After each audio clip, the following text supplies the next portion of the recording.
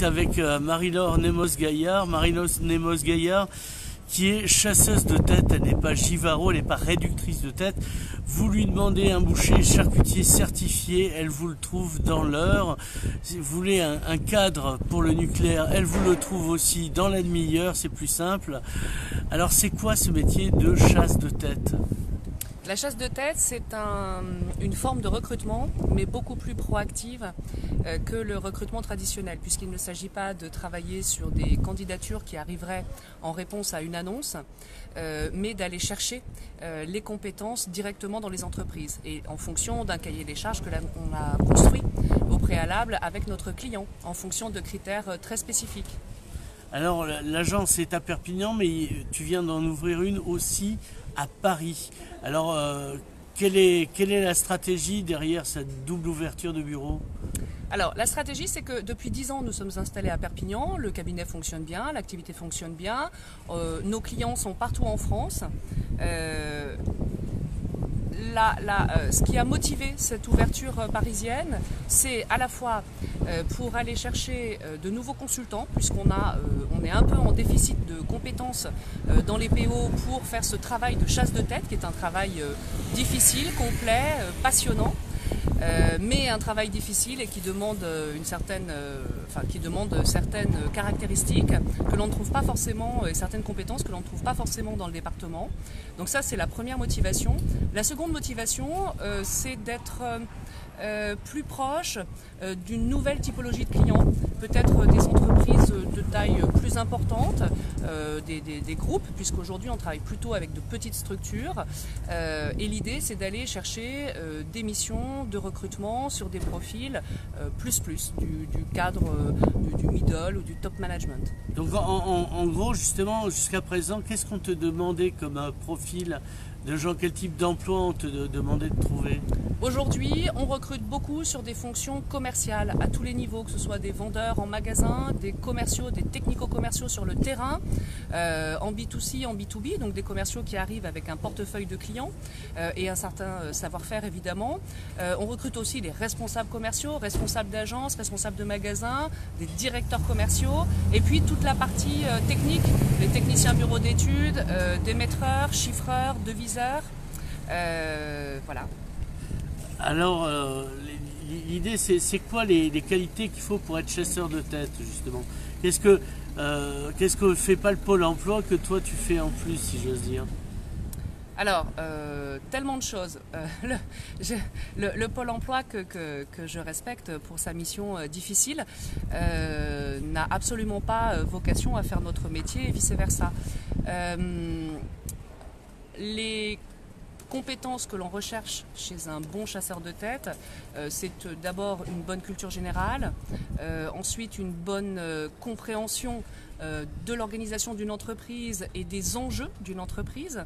C'est évidemment une certaine empathie. Il faut obligatoirement apprécier d'être dans l'échange et dans l'interaction avec les personnes, qu'il s'agisse de clients, chefs d'entreprise ou DRH ou de candidats. Un bon chasseur, c'est aussi un individu qui aime chasser, qui aime aller chercher l'information, la bonne personne. C'est une personne opiniâtre, une personne qui ne lâche pas jusqu'à ce que la mission soit accomplie. Est-ce que on voyage beaucoup dans ce métier-là, parce que tu l'as dit, à Perpignan il n'y a pas tout, à Paris il n'y a peut-être même pas tout, donc c'est toute la France à minima. Alors, on voyage pas tant que ça, dans la mesure où aujourd'hui les moyens modernes de communication et de télécommunication nous permettent de travailler à distance facilement. On prend les premiers contacts par téléphone, on peut ensuite valider un certain nombre de candidats via des entretiens Skype notamment. Donc on n'a pas forcément la nécessité de rencontrer nos clients ou nos candidats. Même si l'ouverture de ce second bureau à Paris va nous permettre évidemment d'être davantage présents encore sur le terrain. Est-ce que on prend des gens qui sont déjà employés? Est-ce que on n'a pas besoin? La plupart du temps, on va chercher des personnes qui sont en poste chez les concurrents de nos clients, ou en tout cas qui sont sur des entreprises dont l'activité est une activité connexe à celle de notre client, oui. Alors, cette activité, toi, quel diplôme à la base tu as? Parce que bon, tu sais où je veux en arriver.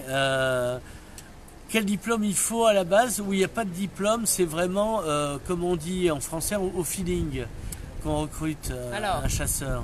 Moi, j'ai démarré une formation universitaire que j'ai dû stopper prématurément pour des raisons basiques et financières.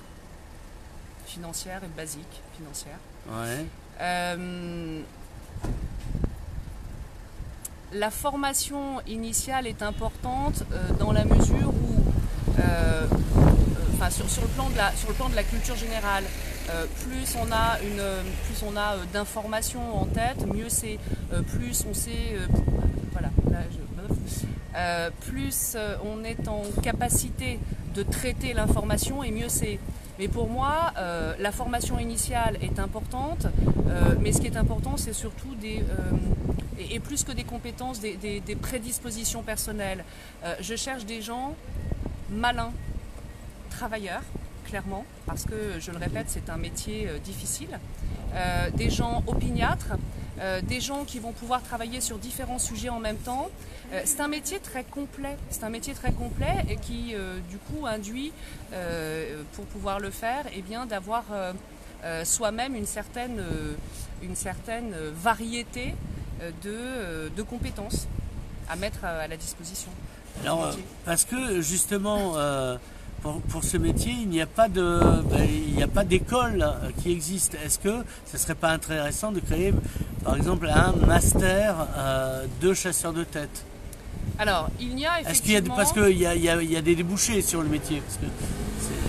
Les débouchés, il y en a. Alors, on peut identifier ça on peut mettre ça sur deux plans. Dans le recrutement, il y a des débouchés, que ce soit en cabinet, en entreprise ou même en profession libérale. Sur la chasse de tête, il y a des débouchés puisque c'est encore une fois, peu de chasseurs font ce métier-là en France, peu de vrais chasseurs qui travaillent selon une méthode traditionnelle d'approche directe, notre méthode.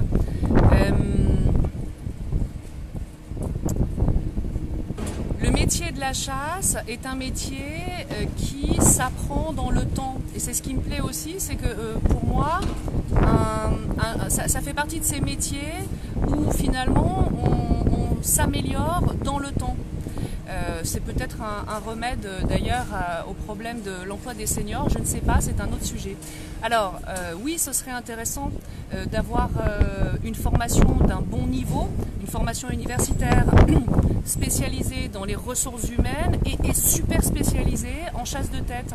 Ce serait intéressant parce que ça permettrait aux futurs chasseurs de tête, aux candidats à ce métier-là, eh bien d'avoir un minimum de culture liée au métier et nous pourrions, nous, ensuite, en tant que professionnels expérimentés et seniors, eh bien, parfaire cette formation avec l'expérience. Donc l'idéal pour moi, ce serait même un master RH avec une spécialité chasse de tête en alternance dans un cabinet et de préférence chez Réseau et Compétences, évidemment. Il vaut mieux être formé chez les plus grands. Donc, Réseau et Compétences, c'est le nom du cabinet qu'on n'a pas donné dès le départ. Réseau et Compétences, c'est le nom du cabinet, c'est ça. Alors, une dernière question. Le type de clientèle, c'est quoi? C'est PME, PMI ou ça va au-dessus?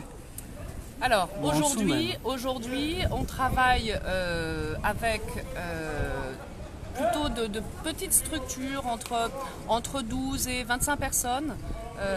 Ça, c'est la majorité de nos clients, mais on travaille aussi avec des industriels auxquels sont rattachées ces petites structures. Donc des industriels avec évidemment un effectif beaucoup plus important. On travaille avec des entreprises qui sont internationales, qui ont un périmètre international, qui font des milliards d'euros, et on travaille donc avec les filiales France. Marie-Laure, merci. Merci à toi, Nicolas.